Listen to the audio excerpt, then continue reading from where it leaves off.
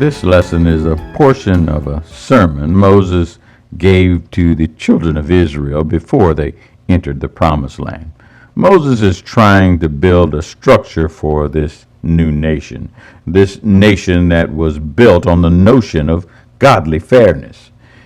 In this lesson, Moses is turning to how they should treat the marginalized among them, the poor, the powerless, minorities, aliens, servants, workers who were less skilled, the disabled, the elderly, the widows. All of these were often targets for exploitation. Our lesson starts with Moses discussing a transaction that we would parallel to pawning your coat. These garments were not very valuable, but they were very necessary to the daily needs of the poor. Taking a man's garment, his outer garment, was more than security for a loan. It was an expression of distrust and contempt for the poor man. Moses is not exactly condemning the practice of taking a pledge.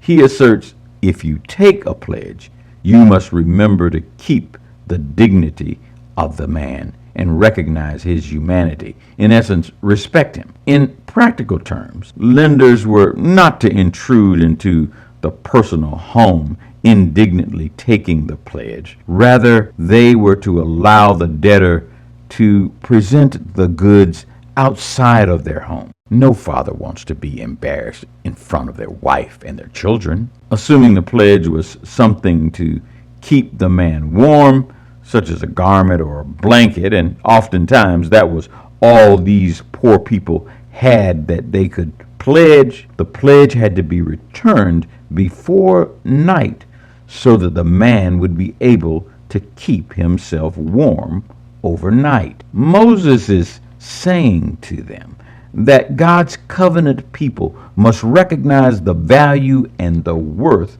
that God places in all humanity and act with the kindness, the dignity, the humanity of a gracious God. It's funny how oppressed people sometimes take on the behavior of their oppressor towards others. Moses says, no, you must not oppress your hired servants who are poor. Whether Israelites or aliens, each day you should give them their wages and not let the sun go down on you owing them. The poor needed their wages to buy food. Landowners wanted to keep the wages to assure that the workers would return to work the next day. The landowner is using their superior economic power to take advantage of the poor worker, forcing them to return back each day to get wages they had already earned. God wants us to be fair even when we have a position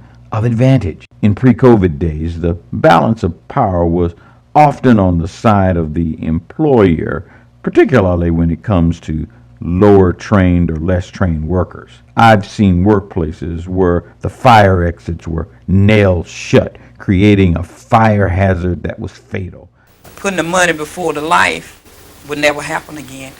On September 3rd, 1991, the morning after Labor Day, workers at Imperial Food Products found themselves locked up in hell. Locked fire exits trapped workers inside a burning, smoke-filled chicken processing plant. 25 workers died that day in Hamlet, North Carolina. Seen process lines where they wouldn't even allow the workers to take a bathroom break. Women wearing diapers. It is wise to remember this scripture, which tells us that the Lord hears the cries of the oppressed. Moses is nation building here.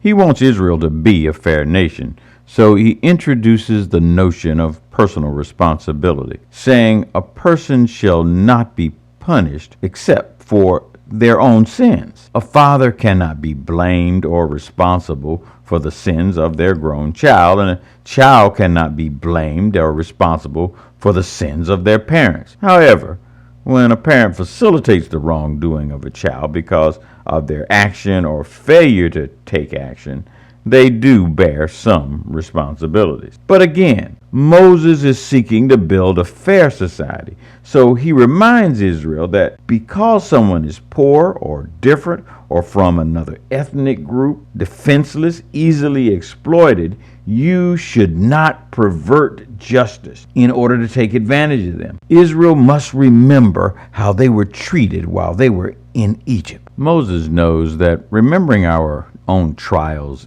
and triumphs, mistakes and mercies, helps Israel and helps us as modern Christians remain humble, more understanding, more compassionate and fair in the way we deal with others. We must always deal with others remembering how much God has blessed us and forgiven us. Most of us, I dare say all of us, are not who we were years ago. And while people falter in different ways, their failings and our own fumbles were all rooted in the same sin-inspired thought, feelings, and behavior. But by the grace of God, we are where we are. Moses knew this new nation was going to have rich and poor. And so Moses wanted to make sure that the rich understood that they had a social responsibility, not just to refrain from oppressing the poor, but also to affirmatively aid the poor. Farmers, remember, farming was the chief source of wealth,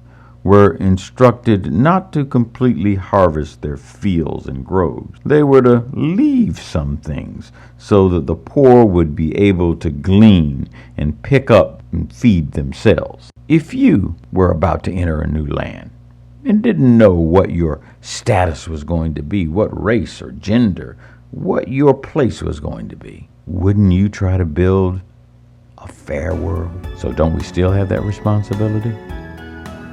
That's the lesson for this week. Have a great week.